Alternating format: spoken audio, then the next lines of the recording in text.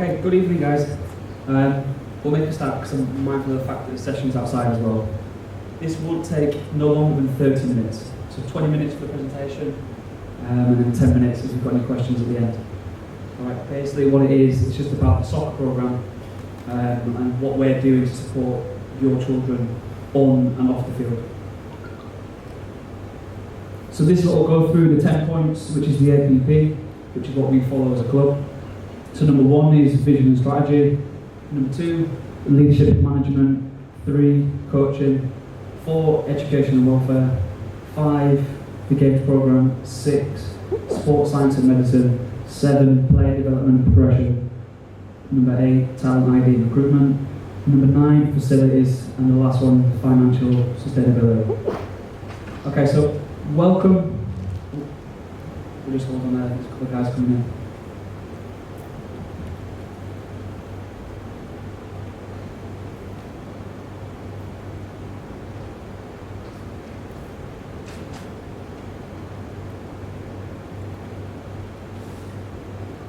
Welcome guys, take a seat back, help yourself to coffee and tea inside as well. So welcome for everyone that have been at EVO before, and also welcome to the new guys that are joining us at the start of the season. On the behalf of me, the soccer school manager, obviously all of our campuses, like I said, very, very welcome. So a little bit about who we are. Established in 2007, bringing the highest quality sport opportunities to young people in Qatar and in the Middle East. I'm not sure if you're aware, but EVO is the leading sports provider in Qatar, and the soccer programme itself delivers to 4 different centres: Al-Wab, West Bay, ISL, and Parkhouse, which I'll talk more about throughout the presentation. So overall, we've got more than 4,500 students, and in football alone, nearly touching 2,000. A little about our vision: producing happy players, players that technically are excellent and tactically astute, developing the player, developing the person before the player. That's what we kind of work towards within our sessions, and our coaches tailor our sessions to make sure we're not just developing the players as football players, but also all the life attributes which they need to succeed in life. Our mission, what we do, is to help young players maximise their potential in football, education and life. So again, with our coaches, we work towards different aspects to make them an all-rounded football player and athlete. Your opportunity, what is there for you, something that our players are proud of. However, it's important to maintain a balance between the demands of life outside of football and including your education. Again, so training twice a week, and how can we help you guys to make sure we're doing well at school and also on the field. A little bit about our core values. So we have 6. The first one, pride and excellence. The second, professionalism. 3rd, friendship. 4th, inclusive. 5th, respect. And the 6th one, integrity. And you'll see a lot of our coaches again on the field when they're dealing with the students and players. They'll always be trying to get great respect by shaking hands and making sure they're professional by tucking shirts in, shorts, correct kit, socks and shin pads, which we try and instill to our players every single session. Welcome guys. Touching on now the leadership management. So we have Tommy Westmoreland, who's the general sports manager who oversees all the different sports. David Wallace, who's the football director. And my boss, Tony Greaves, the marketing manager, so he oversees all the business side. James Wiley, the community manager, dealing with all the ECAs and foundation events. Myself, the soccer school manager, dealing with all 4 campuses. Vincent James, the academy manager, who deals with just the academy side, and then now train the Al Egler training facility, which is a World Cup training facility, should I say, in the sale. And finally, Tom Marsh, who's the operation manager. The heads of programs, we've got Kieran at Al-Wab, who might see in the field right now. Mo, the head of little ballers, from 3 to 6. Paul Benyon, who heads up the girls program at Parkhouse. Rafik Mia, head of West Bay and ISL. Shitu Mia, head of Parkhouse. And then we have Callum McGee, who heads up our EVO Masters, which is our adult program, and EVO for All at West Bay. So look at the coaches, I'm sure you'll be familiar to these guys that are outside right now. Kieran, again, Al-Wab, the A1s. Mitch, who does the Al-Wab Lions. Jordan, Al-Wab Tigers. Connor, Al-Wab Cheetahs. James Smith, who's a new coach who's joined us this summer from Ireland. who does the Panthers, and finally James Tackey, who does the Arlott Leopards. Looking at West Bay and ISL, we've got Rocket, who coaches the ISL Comets, along with Sam Flower, who also does the Comets and Stars, Callum McGee, West Bay Reds, Terrell Jordan, West Bay Blues. The Little Ballers coaches,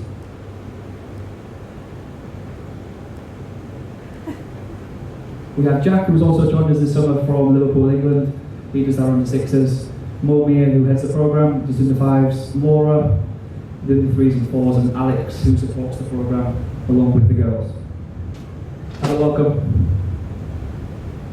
And finally, at Parkhouse, in the girls programme, we have Shitu, who heads the Parkhouse programme, alongside Benny, who does the heads of girls. And finally, Alex Lee, like I mentioned, supports with the girls programme. So, looking at the performance pathway, what you'll notice when a player joins EVO, particularly soccer school, they'll go to kind of the lowest ability group. From there, we assess the players over a 2-week period to place them in the correct group.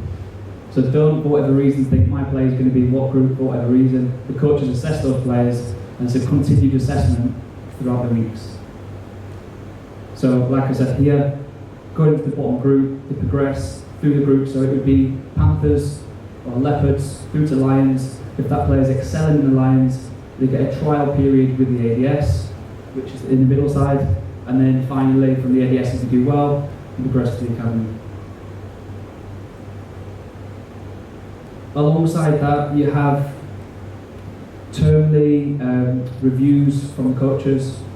That's done in the 6-week cycle, so in 6 weeks' time, you get your first review for your child, which will be delivered by the coach, and you can see that through the PMA website, which I'll go into more detail about shortly.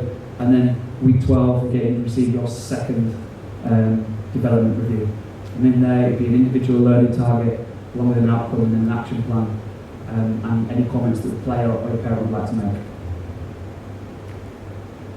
The APP, which I mentioned about before, the 10 points, this is something that we look at as a company on a short, medium and long term to ensure that we can deliver the plan which we set out to do. So again, these points are related to us as coaches and what we deliver on the field and how we can deliver these for our players as well. The coaching philosophy, like I mentioned before, it's quite simple. We focus on developing the person before the player. I think again, like I said, it's really important to mention that developing the person for the player, for us as a soccer school, is more of a bonus, or it's more about how to work. It's something we look to do rather than developing players that are going to play professionally, because as you know, it's very, very difficult to say that everyone's going to be a professional player, but we look at developing the basic life skills for players to ensure we can go out there after football and use those as well. Coaching environment, an environment where players have the necessary time and space to develop. As you know, at our we've got quite a big arena for the players to play in. And something we try and do is use as much space as possible to ensure that the players are getting enough game time and enough training time within that. Going on to the coaching methodology, what we look for in our coaches is obviously providing standards, organised and prepared, inventive, enthusiastic, understanding of learning objectives and outcomes, creative, open-minded, patient, well-read, most importantly, proactive, to deal with situations that might just occur on the spot. Again, just touching on the coaching philosophy, this is something which you may be familiar with already. It's the 4 corners. So again, what we assess our players on, when a player comes in, we assess over these 4 corners to put them in the correct group. So looking in the red corner, which is technical, the green corner, which is psychological and tactical, the yellow corner, which is physical, and the blue corner, which is social. So within that, we grade our players, we put them in the correct group, respectively. And within that, we set the development plans. If a player is struggling in one part of it, that's where we'll set our challenge for. Going into the curriculum, you guys again might be familiar with the PMA system, which is something we introduced 2 years ago. The PMA system is used by clubs all over the world, some of the biggest clubs in the world as well, including like Man City and Man United. It's something we use here at EVO as well. Within the next few weeks, the app will be coming out, so you can download that on your Android or Apple. And again, you can access your child's training schedule, anything to do with the games program, development reports, testing. All the information will be on there for you guys to see via your phone. But again, that's something we use, which is classed as a performance clock, and all we do is gather all the data through that, which brings out session grading, session performance, etc. And it'll come through to the player's performance clock, which again you guys can see. Ajax, so this is something which we've introduced again this year. Again, Ajax, I'm sure you're all familiar with, did very well in the Champions League last year, produced some highly quality players, and again that's something we're going back to here at Evo. And the sessions now are based around the global approach, which focuses on not just one free in one session. It could be dribbling, turning, passing and finishing, all in one session. So if you do see a session out there and you think, hang on a minute, there's no progression, don't worry, it's just we're trying different exercises within that session. Alright, so they get a taste of everything. Small-sided games.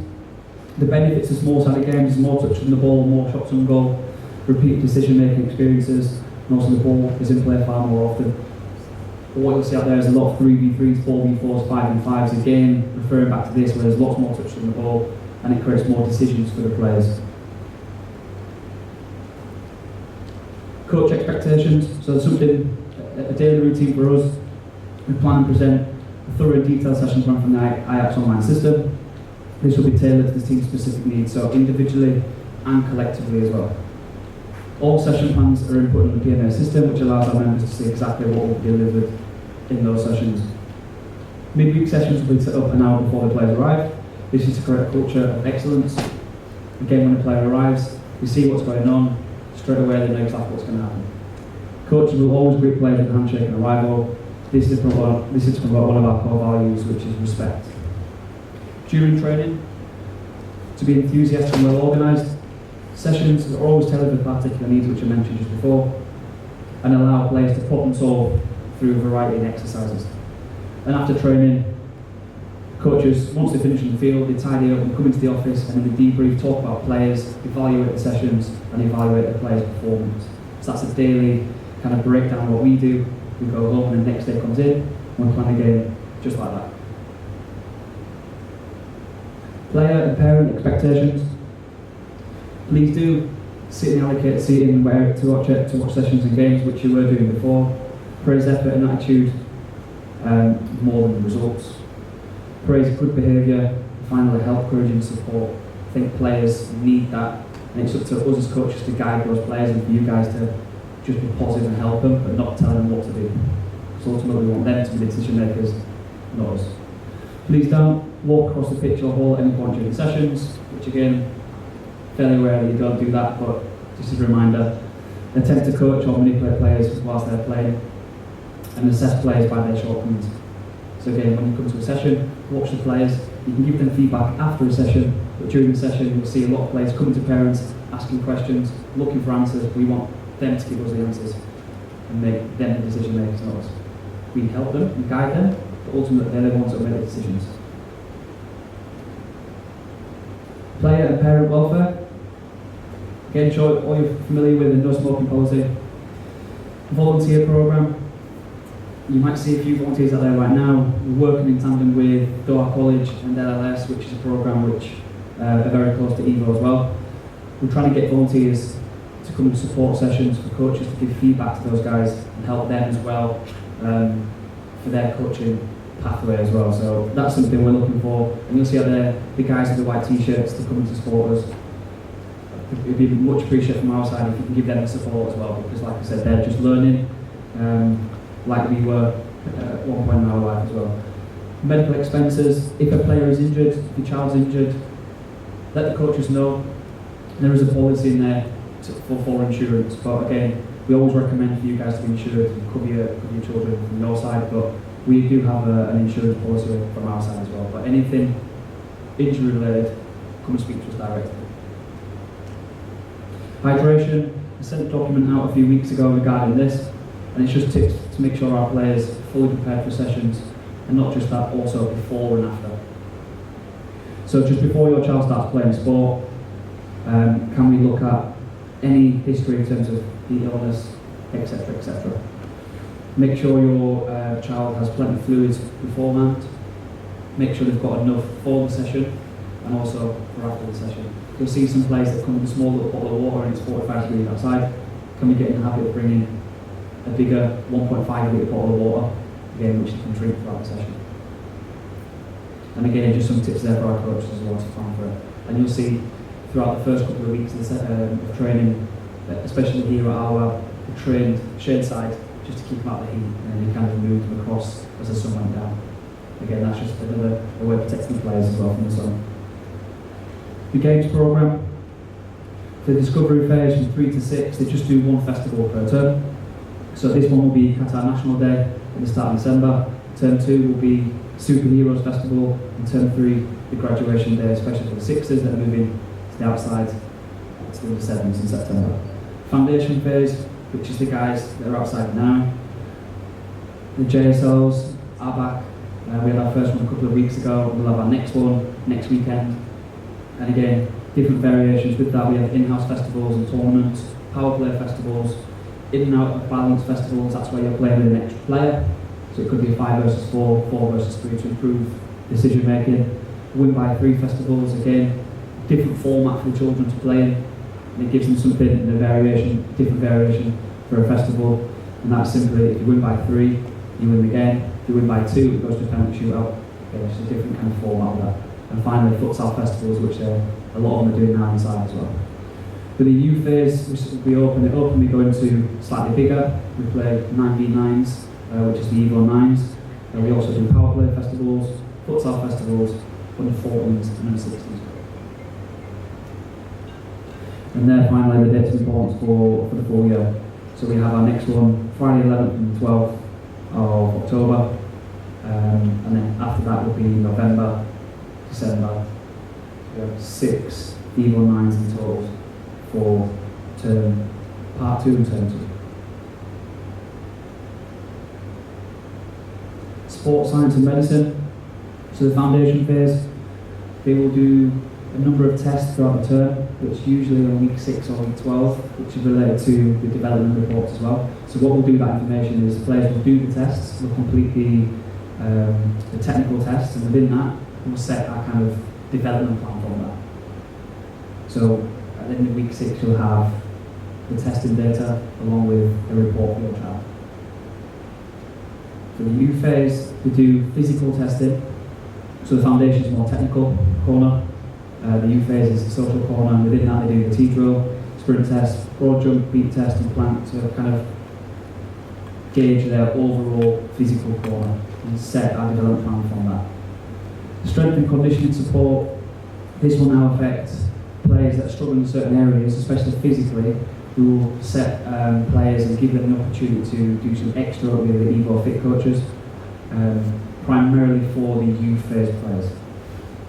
So if there's anyone that we see that's kind of struggling in a certain aspect, we'll kind of work with the Evo Fit coaches to tailor a program around those guys. Player development progression. So again, mentioned about the performance clock before. The performance clock highlights everything your child does within the session. From the arrival to warm up, to call 1, to call 2, to small-sided games, to grading of their performance, to everything with their testing, so the averages, are they getting higher, are they getting lower, are they meeting, etc., etc. So all that is calculated from the performance clock. And again, linking to that is the performance reviews, which I spoke about. Every 6 weeks, members will be receiving reviews from ourselves. Just looking at talent ID. So talent ID recognising and selecting players who show potential to excel at a more advanced level. So within ourselves, this is something that's an ongoing basis. We look across the 4 corners. What they're excelling at, is that person ready to move up a group? If so, how can we support them? If not, can we set a development plan for that player that's struggling? So rather than moving a player down, we need to look at a development plan to strategically move that player and help that player from the group we're already in. So talent development, provision of the most appropriate environments for athletes to accelerate their learning and performance. Again, it's all links back to the Clearo of the head coach, clear understanding of what talent means. Again, that's us as coaches to ensure that all the coaches know exactly what these terms mean. And formalise the induction procedure for players entering the club, which links back to this, to help you guys, the new members, to know exactly what we're doing. So looking at talent ID and discovery phase, the main focus of the Little Ballers programme is what we call learning to learn. It's very, very basic. It's all the fundamentals, all the ABCs, and again, we go off the play criteria across the 4 corners. And within that, the game formats relate from 2 versus 2 to 3 versus 3. For the foundation phase, you're looking across the 4 corners, and the game formats will vary from 3 versus 3 to 7v7, depending on what age. The foundation phase is 7 to 11, so the 11 plays slightly bigger. Again, just getting preparation for the adult leagues, which are 9v9 and 11v11. But within the IX learning tracks, we set our objectives across the 4 corners to meet individual needs. And then finally, the youth phase, as you can see there, the 12s go from 5v5 to 9v9, and the 14s to 16s open up a little bit more, by 7v7 to 11v11. And again, going back to what I said before about the player criteria, this is something which we look at to make sure players are correctly. Facilities, our grounds, so we're located at Here Hour. We also have Park House, ISL and West Bay. Our lab's the biggest location with just over 650 players. Park House just short of 100. West Bay got just over 300 and ISL just over 100, and then Little Ballers on top of that as well. So again, you can see the number of players we have, and now it's down to us coaches to ensure that we're developing those players as well. Training, which is fully aware, you've got 2 times a week. If your player is selected for the ADS squads, we have a 3rd session. But again, that'll come from the coach, and he will dictate that. Weather cancellation. There was a few times last year we had to cancel the weather due to the weather, due to the rain, should I say. The pitch here at our does flood quite easily, so it is difficult. But if sessions are cancelled, that's up to us to kind of make the session to you guys and help you where we can. And that won't just happen over the week; it could happen across the term. So we'll do our best to make that session up. Enrolment and re-enrolment, so again, to register, you can do that through the office, the Red Building, at Alwab or at West Bay, and you can also do it online through the website. Once you enrol, customer support team will put you in touch with the head of department, who will give you the schedule. Alongside that, you need to make payment. There have been a few emails from this recently about no pay, no play. That's simple. Because we've got to week 5, if members have not paid at a certain point, then the players won't be able to train. That's something we don't want to do, but it's important that members know how to pay and where to pay. So again, this just kind of links back to helping everyone to make it easier. And in the first session, the child will receive the kit alongside putting in the correct group. And then finally, the last one is re-enrollment. The steps we take to help you guys re-enroll for the next term, should I say. And then it just gives you a little breakdown of how to make the payments online if you don't want to come to the office to do that alone. And then finally, just find us social media if you haven't done so already. We're on Facebook, Instagram and Twitter. So how you can find us and you can see what's going on in the sessions. If you can see your children, any pictures of your children that go online, that's the best way to see it. Also the website there, which gives you all information about which has been speaking about, and more, and useful links there on the side of training schedules, term dates, how to register, and a lot about how to contact us as well. So there we have it, the parent curriculum meeting. Do we have any questions? Yes? We've been a part of EVO now for 3 years and super happy. It's just getting to a point where children start to, recognize those who get promoted up, and then you get, because of the transient nature of people coming in and out, the new kids that come in, who get put in above them. I understand that you can't promote everyone, But how do you work with the kids? Because I'm starting to see that my child's getting unmotivated. Do you know what it is? It is demoralising for a player. We understand that because believe me, it's not just yourself. For us as a club now, what we're taking into consideration is time served. So if a player's been here for a while, okay, if a player's not moved, why? So we ask the coach and ask ourselves why. Is it because new players are coming in, or is it because that player, for whatever reason, is just kind of staying on the same line? But now as a group, as a company, should I say, we're looking at how we can promote those players that have been with us for a while, to reward those players, to put them in a higher group and challenge those players as well. Yeah, because I feel like they play to the level in which they're at.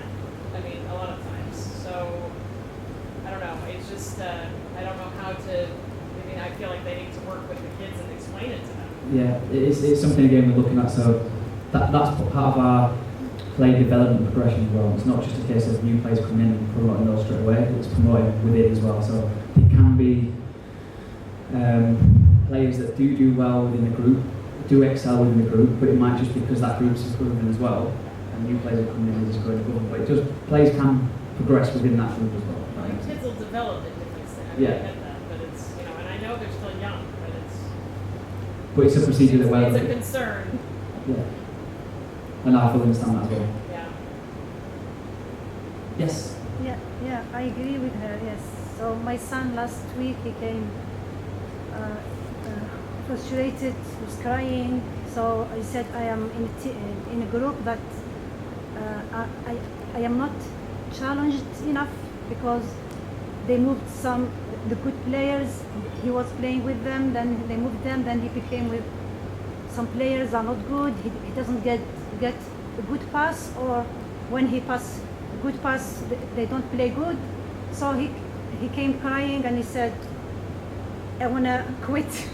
I wanna change. So my question is that if my son is in Tiger and the Lion is the last one, so the Lion they will not move to any team, right? So how about the Tigers? I mean, if the players are good and the Lions they have 12, so and they cannot move them up to anywhere. So how they will stay in the Tiger, or? So the way it works in soccer school, you have your groups. If someone's excelling in the Lions, they've got the opportunity to train with the advanced squad. If they do well in the ADS, then it's academy. Whereas if you go from Lions, it's Tigers to Cheetahs to Panthers. So what we kind of measure the players on again, we come back to the four corners, we look at that, and then we put them in the correct groups. But we talk about assessing players over the first 2 weeks of the term to put them in the correct groups. That's the